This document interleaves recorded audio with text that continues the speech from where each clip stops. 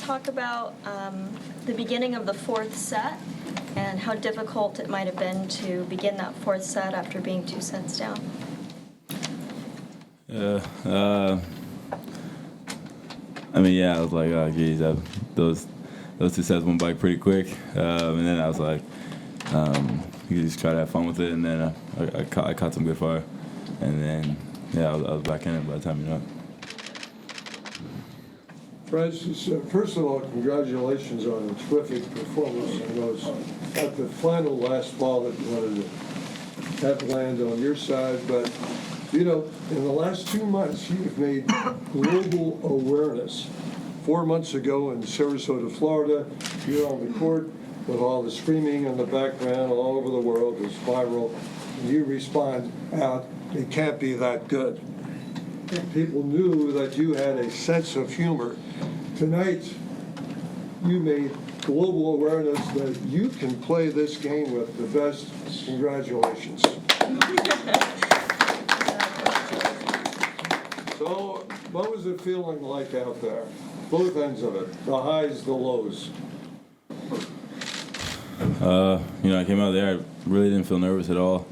Obviously, you know, it's how many years have I been watching the U.S. Open? You know, as a little kid, I've always dreamed of being on center court at night, you know, playing the best in the world, and, you know, finally having a court. I'm ready for it. We dreamt it a lot, and found my best stuff, no matter what, and that's what I did.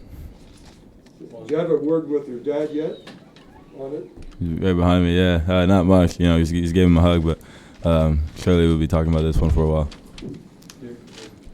Francis, obviously, nice hat, by the way. Obviously, thank you. The result you wanted, but what do you think this match? What do you think the potential is of this match for being something that you look back on as a landmark night in your career? Just being able to play on Ash, what you were able to achieve against Federer. Yeah, I mean, it's something I'll be thinking about for a while. Definitely give me a lot of motivation to, you know, work harder and, you know, just try and keep getting better. You know, want to win matches like this. Yeah, I mean, for a while I felt like I could, you know, play against anyone in the world. Now it's a matter of, you know, finishing these tight matches I've been playing against, you know, really good guys. So I'm putting myself in positions to win, and, you know, that's eventually I'll win more than I lose these. Thank you. Congratulations on your great performance tonight. Appreciate it. Were you able to feed off of the crowd? Yeah, the crowd's getting behind me pretty good. You know, I like to get the crowd pretty into it, especially in the fourth. You know, when I was playing pretty much lights out, yeah, I got them into it pretty good, and you know, I was getting pretty hyped. So you know, they were liking that. I'm pretty sure they would like me to sneak that one out today, but yeah, guys, it's too good. Also, I read your piece in the Players Tribune. What inspired you to write that? My agent called and said, "You doing it?" So I was like, "Yeah, all right, I'll do it." Roger is widely considered to be the greatest of all time. He is the greatest player of all time. Yeah. Out there battling him, there's so many swings, momentum shifts. But what makes him so tough, so hard to beat? You can go down the list. I mean, you can't read his serve. You know, he jumps on the short balls better than anyone. Doesn't give the baseline up. Yeah, I mean, takes time away. You know, volley is great. Best mover by far.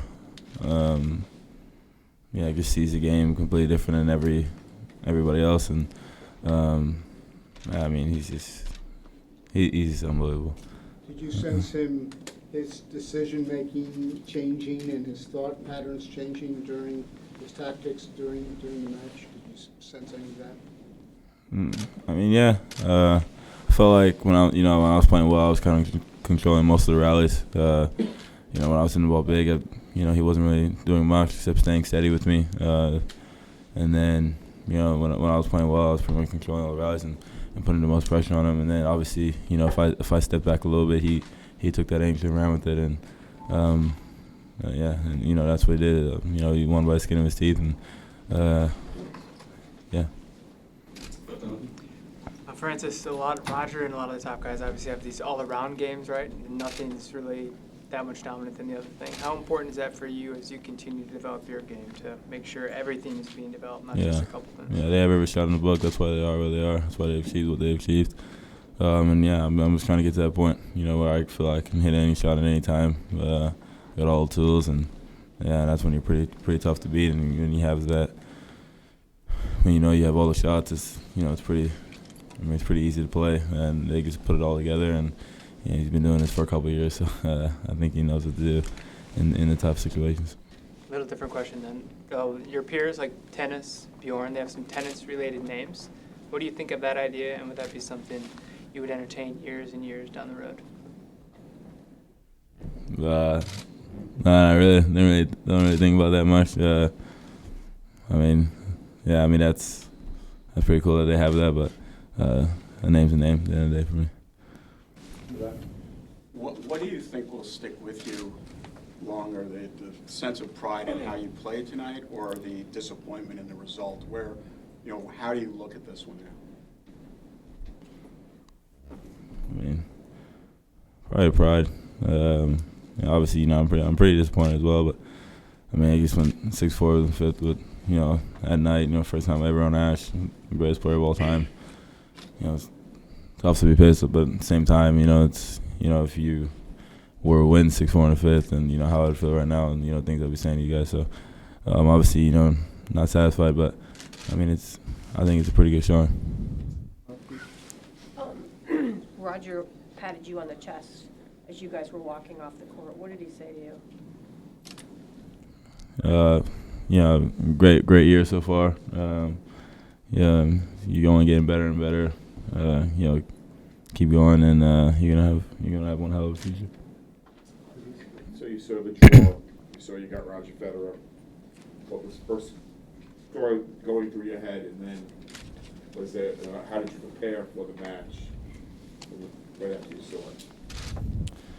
All that practice, and everybody in my team knew, and they weren't trying to tell me. And a couple guys on the practice courts were like, "You have a good first round." I was like, "Okay." Back then, I was just joking with me. He was like, "You know who you play?" And I was like, "No." He's like, "Me." And I was like, "Oh, okay, cool."